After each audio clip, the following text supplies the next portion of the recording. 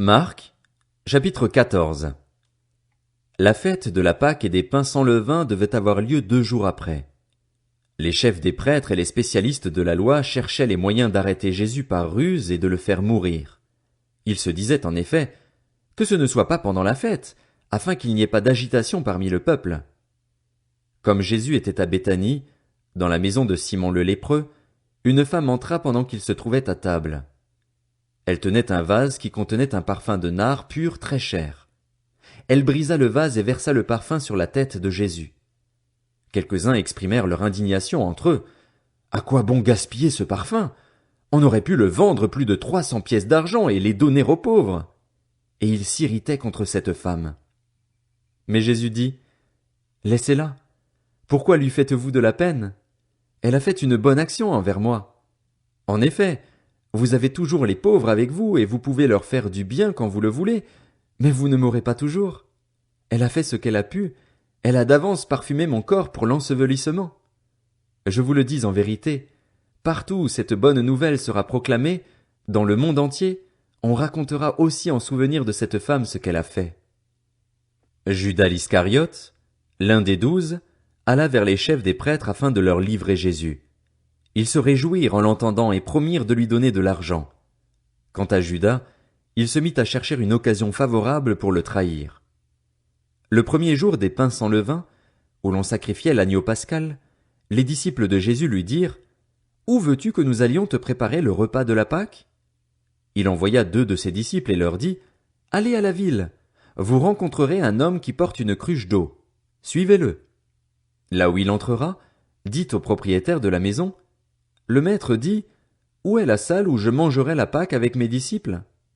Alors il vous montrera une grande chambre à l'étage, aménagée et toute prête.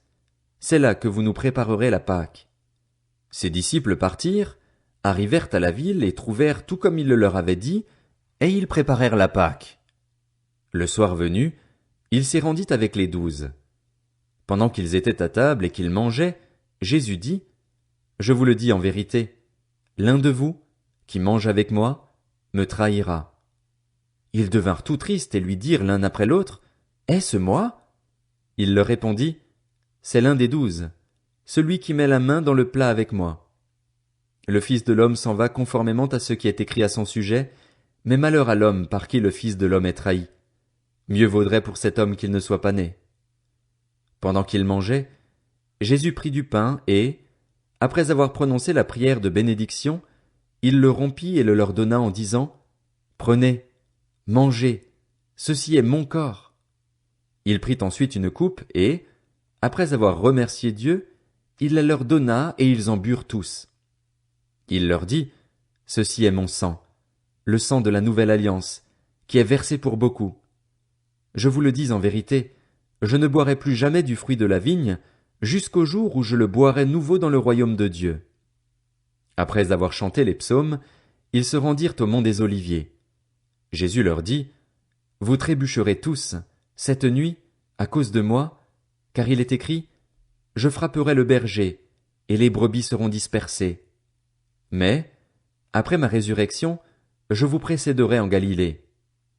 Pierre lui dit, « Même si tous trébuchent, ce ne sera pas mon cas. » Jésus lui dit, « Je te le dis en vérité, aujourd'hui, cette nuit même, avant que le coq chante 2 fois, toi, tu me renieras 3 fois. » Mais Pierre reprit plus fortement, « Même s'il me faut mourir avec toi, je ne te renierai pas. » Et tous dirent la même chose. Ils se rendirent ensuite dans un endroit appelé Gethsémané, et Jésus dit à ses disciples, « Asseyez-vous ici pendant que je prierai. » Il prit avec lui Pierre, Jacques et Jean, et il commença à être saisi de frayeur et d'angoisse. Il leur dit, « Mon âme est triste à en mourir. Restez ici, éveillés. » Puis il avança de quelques pas, se jeta contre terre et pria que, si cela était possible, cette heure s'éloigne de lui. Il disait, « Abba, Père, tout est possible. Éloigne de moi cette coupe. Toutefois, non pas ce que je veux, mais ce que tu veux. » Il vint vers les disciples, qu'il trouva endormis, et il dit à Pierre, « Simon, tu dors, tu n'as pas pu rester réveillé 1 seule heure. Restez vigilants et priez pour ne pas céder à la tentation. L'esprit est bien disposé, mais par nature l'homme est faible. » Il s'éloigna de nouveau et fit la même prière. Il revint et les trouva encore endormis, car ils avaient les paupières lourdes. Ils ne surent que lui répondre. Il revint pour la 3e fois et leur dit: « Vous dormez maintenant et vous vous reposez. C'est assez. L'heure est venue. Voici que le Fils de l'homme est livré entre les mains des pécheurs. Levez-vous, allons-y. Celui qui me trahit s'approche. » Il parlait encore quand soudain arriva Judas, l'un des 12, avec une foule armée d'épées et de bâtons envoyés par les chefs des prêtres, par les spécialistes de la loi et par les anciens. Celui qui le trahissait leur avait donné ce signe: « L'homme auquel je donnerai un baiser, c'est lui. Arrêtez-le et emmenez-le sous bonne garde. » Dès qu'il fut arrivé, il s'approcha de Jésus en disant: « Maître !» Et il l'embrassa. Alors ces gens mirent la main sur Jésus et l'arrêtèrent. Un de ceux qui étaient là tira l'épée, frappa le serviteur du grand prêtre et lui emporta l'oreille. Jésus prit la parole et leur dit: « Vous êtes venus vous emparer de moi avec des épées et des bâtons, comme pour un brigand. J'étais tous les jours parmi vous, enseignant dans le temple, et vous ne m'avez pas arrêté. Mais c'est afin que les Écritures soient accomplies. » Alors tous l'abandonnèrent et prirent la fuite. Un jeune homme le suivait, habillé d'un simple drap. On l'attrapa, mais il lâcha le drap et se sauva tout nu.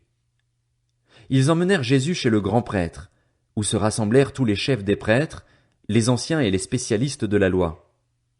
Pierre le suivit de loin jusqu'à l'intérieur de la cour du grand prêtre. Il s'assit avec les serviteurs et il se chauffait près du feu.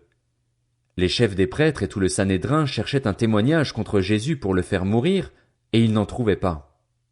Beaucoup rendaient en effet de faux témoignages contre lui, mais les témoignages n'étaient pas concordants. Quelques-uns se levèrent et portèrent un faux témoignage contre lui en disant: « Nous l'avons entendu dire: je détruirai ce temple fait par la main de l'homme, et en 3 jours j'en construirai un autre qui ne sera pas fait de main d'homme. » Même sur ce point-là, leurs témoignages ne concordaient pas. Alors le grand prêtre se leva au milieu de l'assemblée et interrogea Jésus en disant: « Ne réponds-tu rien? Pourquoi ces gens témoignent-ils contre toi? » Mais Jésus gardait le silence et ne répondit rien. Le grand prêtre l'interrogea de nouveau et lui dit: « Es-tu le Messie, le Fils du Dieu béni? » Jésus répondit: « Je le suis. Et vous verrez le Fils de l'homme assis à la droite du Tout-Puissant et venant sur les nuées du ciel. » Alors le grand prêtre déchira ses vêtements et dit: « Qu'avons-nous encore besoin de témoins? Vous avez entendu le blasphème. Qu'en pensez-vous? » Tous le condamnèrent, déclarant qu'il méritait la mort. Quelques-uns se mirent à cracher sur lui, à lui mettre un voile sur le visage et à le frapper à coups de poing en lui disant: « Devine !» Même les serviteurs le frappaient en lui donnant des gifles. Pendant que Pierre était en bas dans la cour, une des servantes du grand prêtre arriva. Elle vit Pierre qui se chauffait, le regarda et lui dit: « Toi aussi, tu étais avec Jésus de Nazareth. » Il le nia en disant: « Je ne sais ni ne comprends ce que tu veux dire. » Puis il sortit pour aller dans le vestibule. Alors un coq chanta. La servante le vit et se mit à dire de nouveau à ceux qui étaient présents: « Il fait partie de ces gens-là. » Il le nia de nouveau.